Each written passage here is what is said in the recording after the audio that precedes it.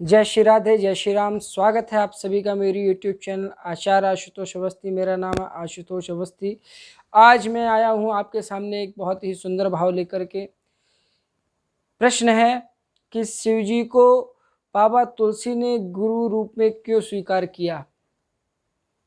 फिर से प्रश्न सुनते हैं। शिव जी को गोस्वामी तुलसीदास जी ने श्री रामचरितमानस में बालकांड में एक श्लोक में अपने गुरु के रूप में क्यों स्वीकार किया, इस बात पर हम लोग चर्चा करेंगे। भगवान शंकर को क्यों गुरु रूप में स्वीकार करते हैं बाबा तुलसी, आइए जानते हैं। ना इधर की बात ना उधर की, सीधे विषय पर बात करते हैं।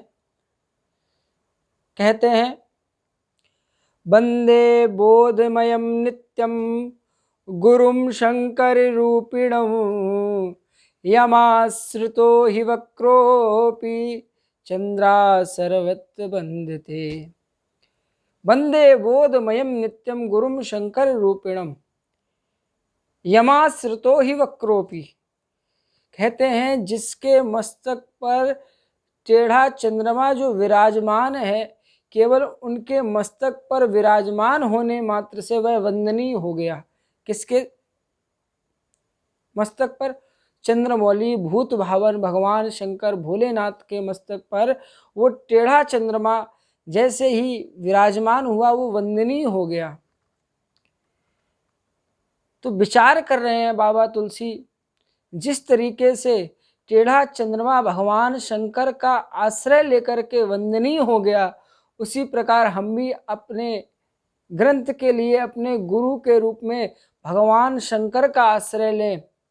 क्योंकि अगर गुरु की कृपा रहेगी तो जो हम कार्य के लिए चले हैं, हमने जो कार्य करने का बीड़ा उठाया है, निश्चित ही वो पूरा होगा। जैसे बाबा तुलसी गोस्वामी जी रामचरितमानस लिख रहे हैं, रामचरितमानस में बड़ा सुंदर भाव दे रहे हैं।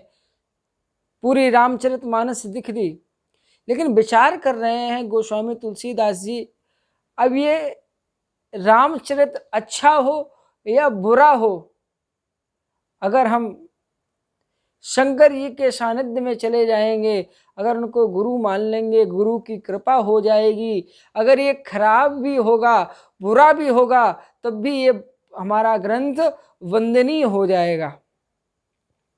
और किस रूप में मान रहे हैं शंकर जी को? गुरु के रूप में।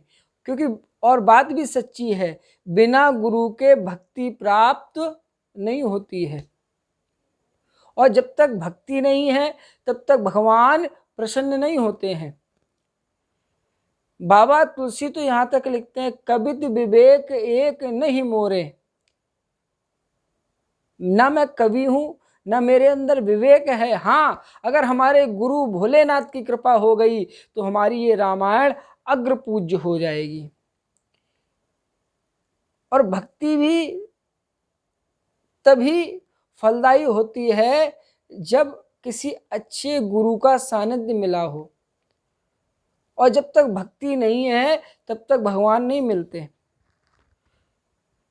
भक्ति श्रेयेनुबंधनीय, भक्ति भी बहुत अच्छा लाभ करती है। भक्ति सदा और सर्वदा जीव का कल्याण करने वाली है। अब भक्ति प्राप्त कैसे होगी राम जी की? तो राम जी के जो सबसे निकट हैं, अगर उनकी चरण शरण मिल जाए तो शायद है कि राम जी तक हम पहुंच सकते हैं। तो राम जी के सबसे निकट कौन है? राम जी के अगर कोई सबसे निकट है तो वो है भगवान शंकर। भगवान शंकर का और राम जी का जो संबंध है वो एक नहीं है, तीन संबंध हैं। सेवक, स्वामी, सखा। सेवक भी हैं, स्वामी भी हैं और सखा भी हैं। भगवान शंकर अगर प्रसन्न हो जाएं तो राम जी तुरंत प्रसन्न हो जाएंगे। क्योंकि बाबा तुलसी कहते हैं, ये लिखा है, शिव पद कमल, यानी राम जी का ये भाव है, राम जी स्वयं कहते हैं। बाबा तुलसी ने लिखा भी है, शिव पद कमल जिन्हें रत नाही, राम ही ते सपने ना सुहाई। इसीलिए गुरु के रूप में, गुरुम शंकर रूपिणम, अगर हमारे गुरु भगवान शंकर हम पर प्रसन्न हो गए, भगवान शंकर जी की अगर हमने भक्ति प्राप्त कर ली, तो निश्चित ही हमें राम जी का सानिध्य मिल जाएगा। हमारी जो कथा है ये सब जगह अग्र पूज्य हो जाएगी।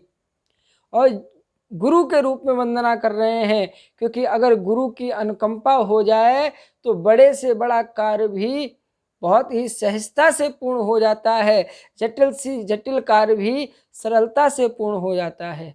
इसीलिए बाबा तुलसी भगवान शंकर को वंदे बोधमयम नित्यम गुरुम शंकर रूपिणम यमाश्रितो हि वक्रोपि चंद्राशर्वत्य वंदते।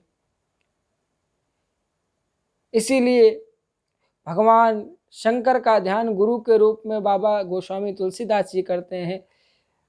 अगर कोई कुछ कमेंट करना चाहते हैं तो नीचे लिख सकते हैं, और किसी पर आप वीडियो चाहते हैं रामायण में संबंधित तो आप हमें जानकारी दे सकते हैं।